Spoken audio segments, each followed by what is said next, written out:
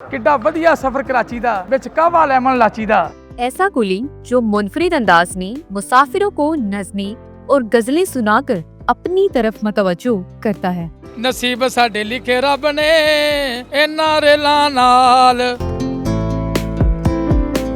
Pakistani rail जवाना विचे wifi विचे ही खाना, ये पाकिस्तानी रेल जवाना सीटां निर ते बुक करवाओ, टाइम ते आओ तो टाइम ते जाओ, सफ़र महफूज तो वधिया खाना, ये पाकिस्तानी रेल जवाना हफाजत लई आ पुलिस च फेरे, वेख के नसदे चोर लटेरे, हर स्टेशन ते चौंकी थाना, ये पाकिस्तानी रेल जवाना। तो सर असी रेल दे दिल दे जानी हाँ, असी कुल्ली पाकिस्तानी हाँ। काम करन ते मेहनत सेवा है, हर वक्त आवाम की सेवा है। असी पाउंदे प्यार कहानी हाँ, असी कुल्ली पाकिस्तानी हाँ। कि वाकई ही रेल चल रही है इस टाइम, और इंशाअल्लाह ताला हुण खत्म खुवारी होवेगी, हुण रेल सवारी होवेगी। ई टिकटां बुक करावांगे, सुख नाल कराची जावांगे, घर बैठ तैयारी होवेगी, हुण रेल सवारी होवेगी। किड्डा वधिया सफ़र कराची दा विच कहवा लेमन लाची दा। दैनिक कार च दावत होवेगी, हुण रेल सवारी होवेगी। हुण अफसर सारे अच्छे ने, हर काम विच खरे ते सच्चे ने। चुकना समान है, रेलवे की असल वो कुल्ली पहचान है। डिग पवे ना वा किसी का समान ते करना ध्यान हुंदा जे, कम कुल्लियां दा बड़ा वा औखा ते चुकना समान हुंदा जे। क्या बात है, क्या कुल्लियां दे विच इन्ना हौसला वा हुंदा, चुक के समान पुल चढ़ना वा हुंदा। होवे गर्मी ते आउंदा है पसीना, इन्हां दा बुरा हाल हुंदा जे। कम कुल्लियां दा बड़ा वा औखा ते चुकना समान हुंदा जे। क्या बात। हुण रेल नज़ारे लिया सजना, फट टिकटां सीट ते बह सजना। ਜਦੋਂ ਛਕ ਛਕ ਕਰਕੇ ਆਉਂਦੀ ਆ, ਕਈ ਵਿਛੜੇ ਲੋਕ ਮਿਲਾਉਂਦੀ ਆ, ਐਵੇਂ ਵਹਿਮਾਂ ਵਿੱਚ ਨਾ ਪੈ ਸਜਣਾ, ਫਟ ਟਿਕਟਾਂ ਸੀਟ ਤੇ ਬਹਿ ਸਜਣਾ। अच्छा, मुझे ये बताइएगा कि ये नज़में और गज़लें सुनाकर आप लोगों को अपनी तरफ अट्रैक्ट करते हैं, माइल करते हैं, तो क्या इससे आप कोई मुसाफिर जो है वो टिप भी देकर जाता है?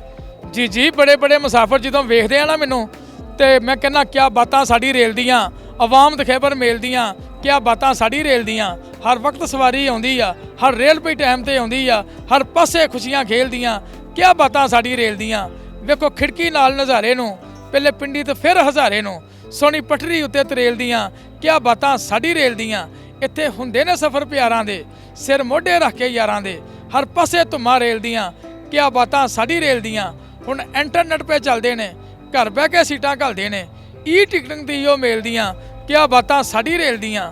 ਗ੍ਰੀਨ ਲੈਨ ਨੇ ਰੌਣਕ ਲਾਈ ਏ, ਵਿੱਚ ਚੱਲਦੀ ਵਾਈਫਾਈ ਏ, ਨਾਲੇ ਟਿਕਟਾਂ ਨਿਰ ਤੇ ਸੇਲ ਦੀਆਂ, ਕਿਆ ਬਾਤਾਂ ਸਾਡੀ ਰੇਲ ਦੀਆਂ। ਜਿਸ ਵਕਤ ਮੁਸਾਫਰ ਸੁਣਦੇ ਨੇ ਬੜਾ ਖੁਸ਼ ਹੁੰਦੇ ਨੇ।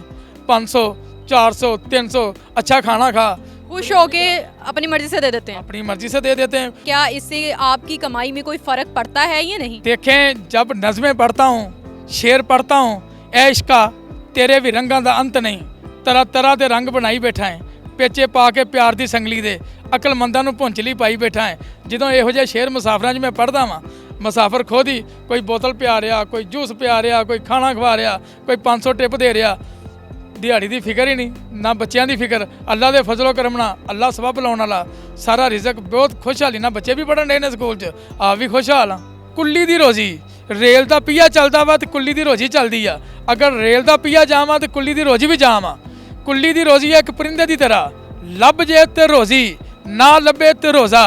क्योंकि समान चुकना वा तो पैसा कमाना वा, जो समान चुकना नहीं तो पैसा कमाना कितों वा। गज़ल और नज़म सुना के लोगों को अपनी तरफ करना, कहीं से देखा या खुद से ही जो है वो आपके दिमाग में ये चीज़ आई और आपने कहा कि हाँ भाई मेरे पास ये हुनर है और इस हुनर का इस्तेमाल किया जाए? वो कह रहा सी कि नसीब साडे लिखे रब ने कच्ची पेंसिल नाल, उत्थे फिर मैं लिखना शुरू करता, नसीब साडे लिखे रब ने इन्हां रेलां नाल। रेलां चलन ते रौनक आउंदी, साडी रोजी रेल ले आउंदी, सवारी ते जिस वेले लभदी सानू हुन्ने आ खुशहाल, नसीब साडे लिखे रब ने इन्हां रेलां नाल। पटरी नूं साए लैन नहीं देंदी, मजदूर नूं वेलियां बहन नहीं देंदी, सप्पां वांगू मोड़वा कटदी, इन्ना यार कमाल, नसीब साडे लिखे रब ने इन्ना रेलां नाल। हफाजत लई आ पुलिस च फेरे, वेख के नड़दे चोर लटेरे, हर स्टेशन ते चौंकी थाना, अमला हुंदा ही नाल, नसीब साडे लिखे रब ने ਇਹਨਾਂ ਰੇਲਾਂ ਨਾਲ। अच्छा आप पढ़े लिखे हैं, कितना पढ़े हैं आप? ਸਿਰਫ 8 ਹੀ ਪੜ੍ਹਿਆ ਵਾਂ, और लिखते हैं लेकिन फिर भी? ਪੰਜਾਬੀ ਦੇ ਵਿੱਚ ਲਿਖਦਾ ਵਾਂ ਤੇ ਬੜੀ ਬੜੀ ਰਬਾਈ ਲਿਖ ਛੱਡਦਾ ਵਾਂ ਕਿ ਅਫਜ਼ਲ ਜ਼ਾਤ ਹਜ਼ੂਰ ਦੀ ਦੋ ਜਹਾਨ ਅੰਦਰ ਕੁੱਲ ਨਬੀਆਂ ਦੇ ਆਪ ਇਮਾਮ ਬਣ ਗਏ। ਜਿੱਥੇ ਜਿੱਥੇ ਸਰਕਾਰ ਦੇ ਕਦਮ ਲੱਗੇ ਉਹ ਜੱਗ ਤੇ ਆਲਾ ਮਕਾਮ ਬਣ ਗਏ। ਇਹ ਹੱਡੀ ਜਿਨ੍ਹਾਂ ਦੇ ਆਕਾ ਦਾ ਇਸ਼ਕ ਰਚਿਆ ਉਹ ਦੁਨੀਆ ਤੇ ਸਾਬੇ ਮਕਾਮ ਬਣ ਗਏ। ਮੁਨਕਰ ਬਣ ਗਏ ਅਬੂ ਜ਼ੈਲ ਵਰਗੇ, ਉਮਰੇ ਫਰੂਕ ਵਰਗੇ ਗੁਲਾਮ ਬਣ ਗਏ। ਇਹ ਲਿਖਦੇ ਰਹੀਦਾ ਵਾ ਤੇ ਦਿਲ ਨੂੰ ਖੁਸ਼ ਕਰਦੇ ਰਹੀਦਾ ਵਾ।